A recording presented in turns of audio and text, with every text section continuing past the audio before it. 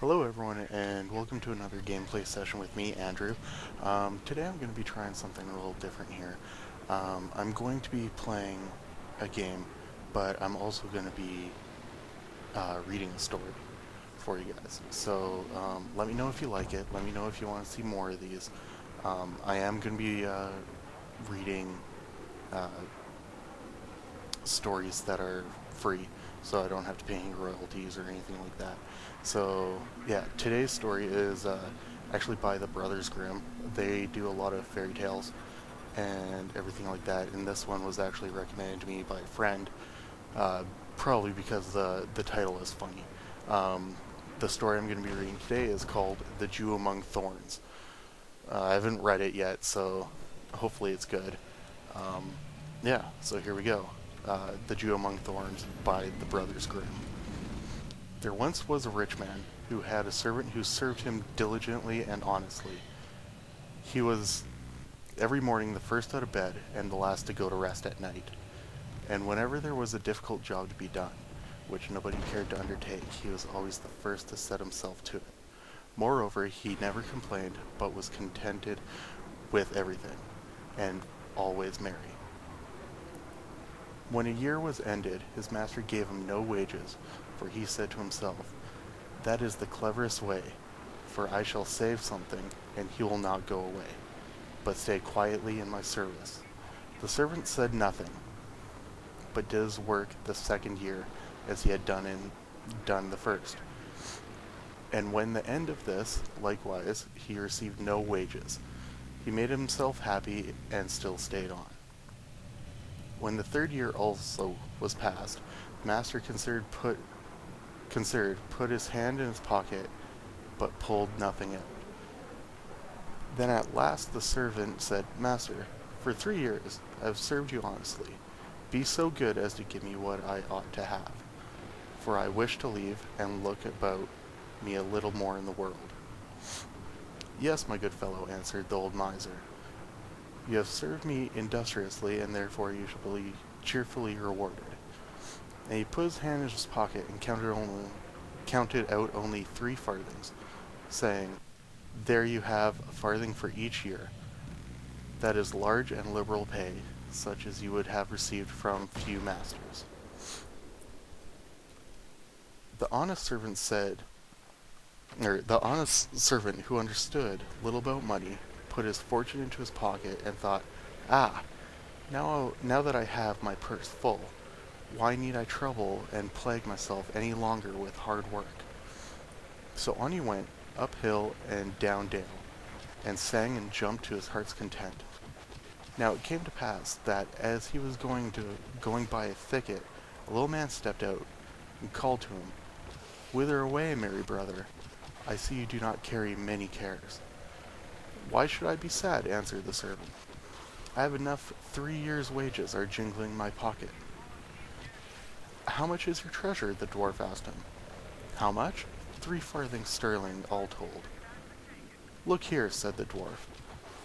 "I am a poor needy man.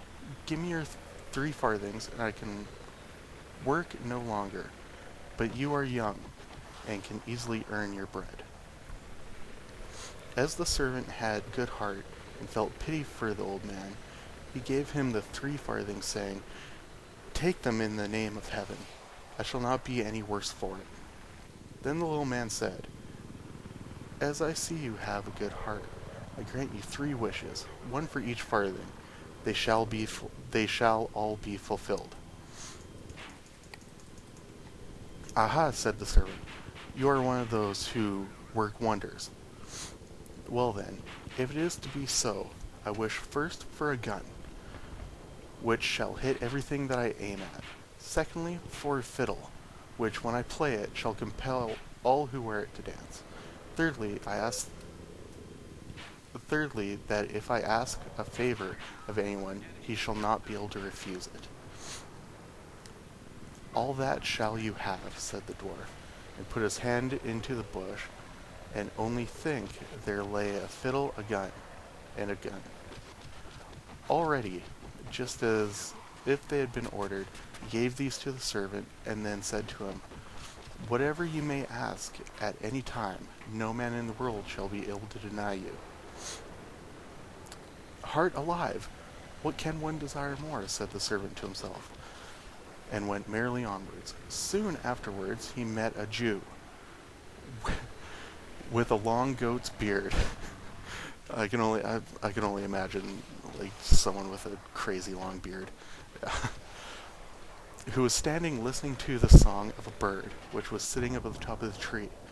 Good heavens, he was exclaiming, that such a small creature should have such a fearfully loud voice. If it were but mine, if only someone would sprinkle some salt upon its tail. What does that even mean? If only someone would sprinkle some salt upon its tail. I don't even know what that means. Anyways, there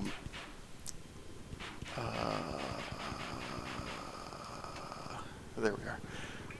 If that is all, said the servant, the bird shall soon be down here. He taked aim and pulled the trigger, and down fell the bird into the thorn bushes.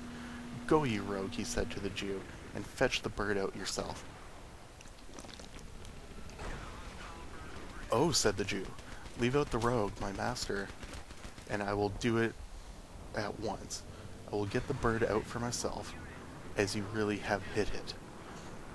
Then he lay down on the ground and began to crawl into the thicket. When he was fast among the thorns, the servant's humor so tempted him that he took up his fiddle and began to play. In a moment the Jew's legs began to move, and to jump into the air. And the more the servant filled, the better went the dance. But the thorns tore his shabby coat from him, combed his beard, and pricked and plucked him all over the body. Oh dear, cried the Jew. What do I want with your fiddling? Leave the fiddle alone, master. I do not want to dance. But the servant did not listen to him and thought, you have fleeced people often enough. Now the thorn bushes shall do the same for you.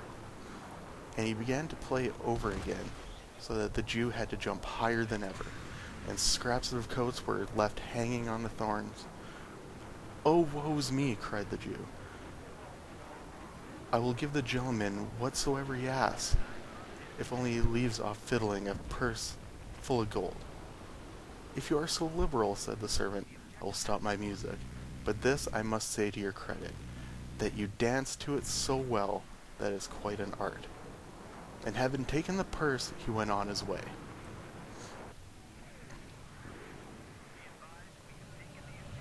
The Jew stood still and watched the servant quietly until he was far off and out of sight, and then he screamed out with all of his might, You miserable musician, you beer-house fiddler, wait till I catch you alone. I will hunt you till the soles of your shoes fall off, you ragamuffin.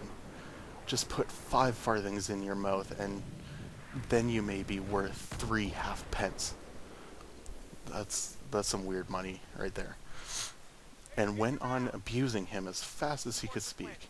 As soon as he had refreshed himself a little in this way, he got his breath again and ran into the town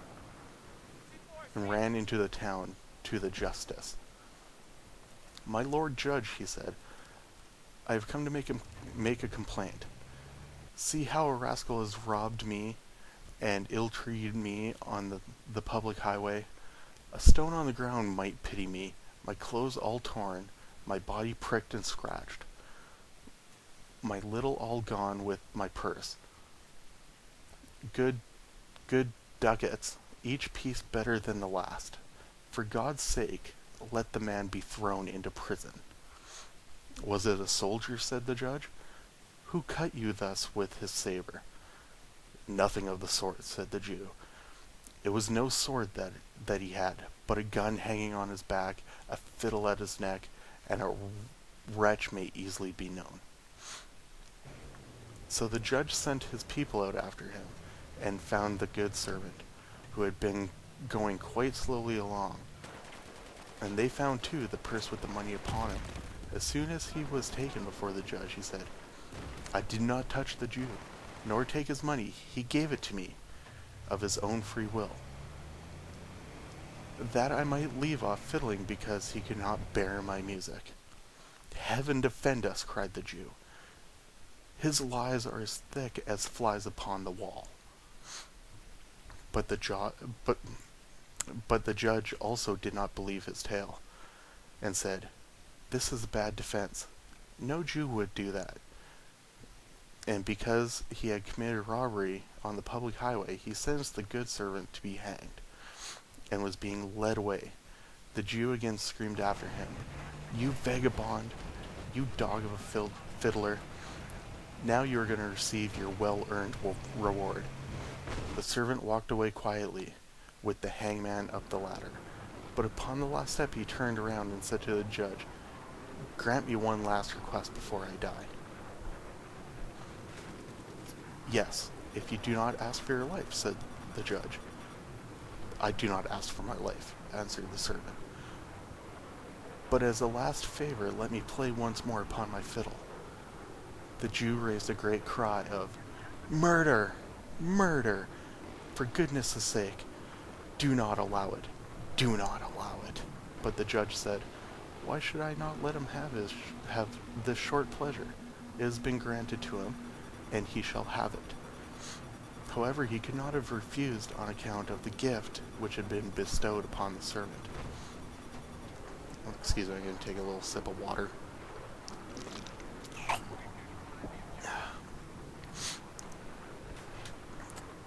Yep, delicious. Then the Jew cried, "Oh, woe's me!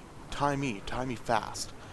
While the good servant took out his fiddle from his neck and made ready. As he gave his first scrape, they all began to quiver and shake. The judge, his clerk, the hangman, and his men. And the cord fell out of the hand of the one man who was going to tie the Jew fast. At the second scrape, all raised their legs, and the hangman let go of his hold of the good servant, and made himself ready to dance. At the third scrape, they all leaped up and began to dance, the judge and the Jew being the best at jumping. Soon all who had gathered in the marketplace out of curiosity were dancing with him, old and young, fat and lean, one with another. The dogs, likewise, which had run there, got up on their hind legs and capered about. And the longer he played, the higher sprang the dancers, so that they knocked against each other's heads, and began to shriek terribly. At length the judge cried, quite a breath, "I will give you your life if you only stop fiddling." The good servant thereupon had compassion, took his fiddle and hung it around his neck again, and stepped down the ladder. Then he went up to the Jew, who was lying upon the ground panting for breath, and said, "You rascal, now confess whence you got the money, or I will take my fiddle," and began to play you again.